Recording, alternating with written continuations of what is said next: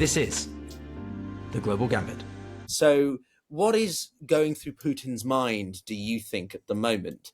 And how unsettled is the Kremlin going to be, even more than they were a couple of weeks ago? So I think where we're actually lucky is the fact that I think Putin, and I was contemplating this yesterday, but I think that Putin actually does not give us as much thought as he should. I think it's his arrogance at this point. I think that he's become too detached from what's really going on and the facts on the ground. He's remained very rigid in a lot of things where he should not remain rigid. And he doesn't realize where this gets bad for Russia. So, I mean, going forward, we know that the Russian economy is not sustainable and it will collapse. I mean, it's going to happen. It's a matter of when. And I know everyone's always unsatisfied when you say, well, you always say that.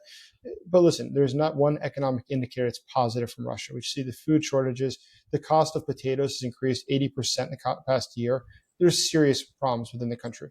Keep in mind, the average Russian spends about 50% of their money on food versus the average European spends about 15%. And then you have inflation, 28%, and devaluation that's coming at 35 to 55%. No, it's not economically sustainable. And let's imagine that they had a peace talks. Let's imagine they wrap this up, or they had at least a frozen conflict. Once again, as you observed, the Russians are about to expend huge amounts of money in their military, further expend. They've already spent incredible amounts. But doing so, let's imagine the war comes to an end. Well, where do all these people go? Where are all these factories? What happens to them? There's nothing good that happens. Russia's economic situation just gets more and more and more complex. And so as it goes ahead, I think that Putin should be cognizant of this. Fortunately, I think he's not. I see that Putin just maintains this very arrogant, smug attitude to him, which I think is real. I don't think it's just a show. I think it's actually signs that they just fundamentally don't understand what's happening. Because even in economic policy, if they understood how bad it was, they would have increased the key interest rate a lot more than they would have. They have to, keep in mind, if the interest rate is 28%, the key interest rate should be above that. And they're not doing it.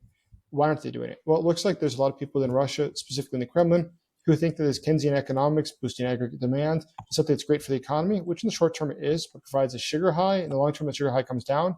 So what you have to do is you have to take some of the money out of circulation. One of the ways you could do that is taxes, tariffs, or you, in this case, start printing money, less government social spending, things like that, and increase the key interest rate so there's less lending.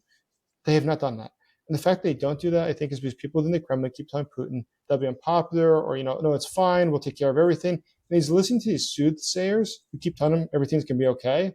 And that's a recipe for disaster. I mean, there's been, plenty of wisdom found that those who advise you is a good indication of how wise the person is. That's been said by Machiavelli and plenty of others.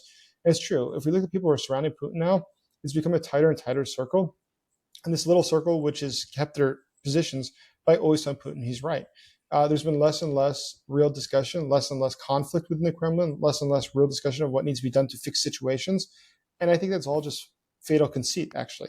This is essentially something that will end up ending the Putin regime, is just his arrogance and not willing to actually concede the fact that there's very significant problems that need to be addressed.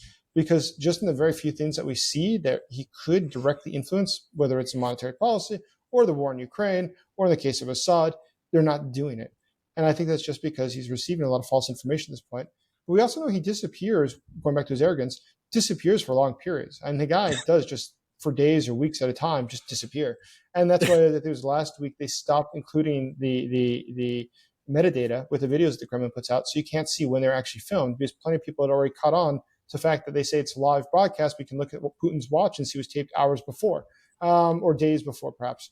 And so it seems increasingly clear that Putin is disconnected from the reality that's going on, which I think is driving Russia further and further off course.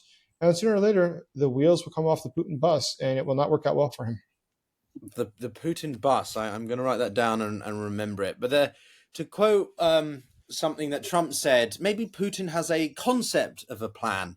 That is another running gag that we seem to be developing on the channel, which is sort of, what the heck is a concept of a plan? Isn't a plan a concept of an intention to do something by default? But anyway, I agree with you, because the Russian economy is overheating. There's no denying that. When we say these things, we're not denying the challenges and situation for the Ukrainians either.